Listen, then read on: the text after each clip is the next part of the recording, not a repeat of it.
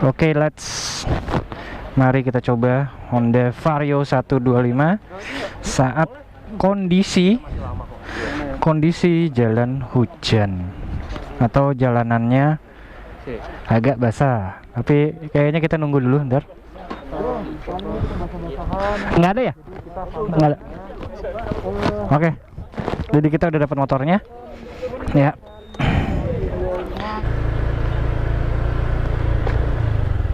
Oh ya. Nah, jadi kayak tadi gue bilang ya, terkait pertama yang bakal gue bahas adalah si performanya ya, karena ini si Vario 125 ini adalah penyempurnaan dari Vario 125 yang sebelumnya ya. Jadi kalau untuk performa pastinya ada perubahan di mapping. Jadi ini lebih responsif di RPM bawah ya, tapi tidak memungkiri bahwa ada keterbatasan karena hanya 125 cc ya. Nah, kedua adalah agility-nya ini meningkat kalau gue rasa ya daripada Vario 125 yang lama. Kenapa? Ini bannya lebih gede satu ukuran kayak Vario 150 ya, jadi lebih bisa ditekuk-tekuk, lebih enak. Nah, ini kayak ini miring di basah juga oke ya. Pengeremannya juga oke. Karena ini disc brake-nya wavy. Sebenarnya dari performa tidak ada penambahan performa dari pengereman, hanya wavy saja. Tapi kalau dibilang wavy itu lebih kepada dia kan kalau pembersihan dari debu-debunya si inian ya, debu-debunya si Ismap. Oke.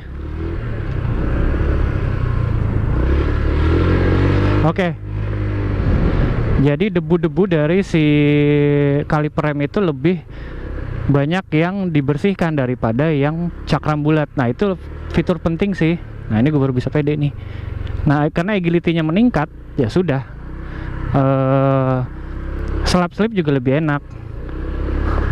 Ya. Apakah tadi ada pertanyaan bahwa ini bisa diaplikasikan nggak pelek Vario 125 yang baru ke 125 yang lama? Bisa. Berarti teman-teman juga harus upgrade ukuran ban ya. Rem belakangnya juga enak, pakem karena ini CBS jadi enak ya. Begitu sih. Untuk performa sendiri ya karena 125 cc untuk slip enak sih. Nah, dari tadi gue gini enak sih ya.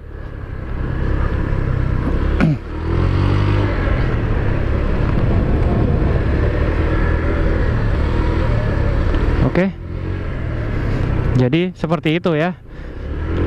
Performa oke untuk 125 cc dan ya oke. Kayak lagi mas. Oke. Nah, kalau gue bilang ya, untuk ada satu notice bahwa si spionnya ini sama dengan pesek yang baru ya, yang variable ini agak lebih ramping sedikit sama lebih tajam sih. Jadi tapi ini kalau gue bilang si field of view-nya lebih lebar sih, kayak ini cembung dikit deh ya.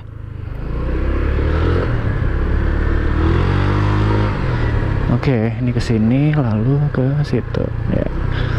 Nah, itu ya. Jadi untuk apakah ada apakah ada peningkatan dibanding Vario sebelumnya? Ada ya. Pertama dari agility dan juga mapping ya. Jadi teman-teman, ini kita nggak ada top speed test, jadi kita tidak tahu nih seberapa jauh ya. Yang penting kebutuhannya adalah stop and go, ya udah stop and go aja gitu ya. Kalau untuk pengereman oke. Sama fitur keyless tadinya kan nggak ada di 125, jadi sekarang ada. Oke. Kalau gue bilang sih cukup membantu dalam cukup membantu ya sih dalam kalau teman-teman mau membeli motor ini ya. Itu dibandingkan dengan 125 yang lama, ini lebih worth it. Jadi kalau gue bilang sih, kalau teman-teman udah inden ya ini aja lah, apa namanya, tukar aja sama 125 yang baru gitu ya. Secara value dan juga peningkatan dia lebih apa namanya, dia lebih banyak dibandingkan Vario 125 yang lama. Contohnya apa?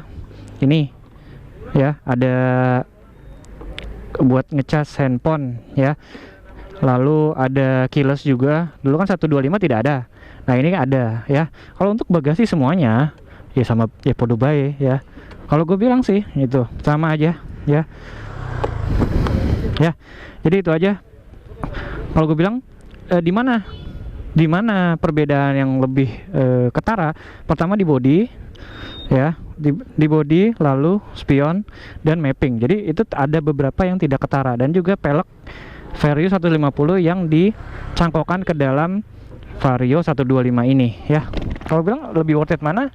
125 dan 160 tergantung. Kalau budgetnya lebih ke 125 ya 125. Kalau budgetnya lebih ke 160 ya silakan.